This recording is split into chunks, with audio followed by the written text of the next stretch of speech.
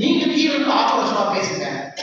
எந்த அரசியல் கட்சியாக இருந்தாலும் அண்ணன் டிடிவி சொன்னார், தேசிய ஜனநாயக கூட்டணி தேர்தல் வாக்குறுதியாகவே அதை கொடுத்து நாம் கொண்டு வரணும், கல்வி கடைகளை திறக்கணும் அப்படின்னு நாங்க சொல்ல என்னால் செய்ய முடியும்.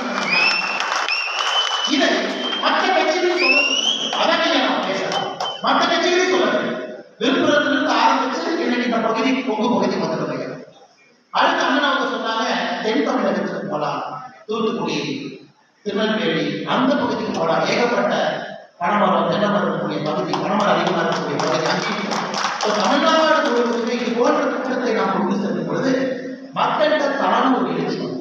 ஐயா, எந்த அளவுக்கு முதியவர்கள் அனுபவம் வாய்ந்த தலைவர்கள் இருக்கிறாங்க, அந்த அளவுக்கு இளையவர்கள் இருக்கிறாங்க. அந்த அளவுக்கு அதாவது இந்த நிகழ்ச்சியுடைய ஆசிரியர் அந்த அளவுக்கு இளையவர்கள், கம்ப்யூட்டர் படிச்சவங்க, ஐடி படிச்சவங்க, என்ன தோல் மேல விவசாயத்துக்கு போட்டுட்டு விவசாயத்தில் குழந்தைகள் இருக்கிறாங்க. அவங்க வித்தியாசமா பார்க்கணும். அவங்க நினைத்து வேற மாதிரி பேசலாம். இதுல எந்த விதமான தவறும் இல்லை. தன்னை கொண்டு வருவது என்ன பிரச்சனை? அதனால எனக்கு நம்பிக்கை இருக்குதுங்க, வருகின்ற காலத்துல போதையில தத்தளித்துக் கொண்டிருக்கக்கூடிய தமிழகம் டாஸ்மாக் தான் உருவாச்சு. அதை காப்பாற்ற வேண்டிய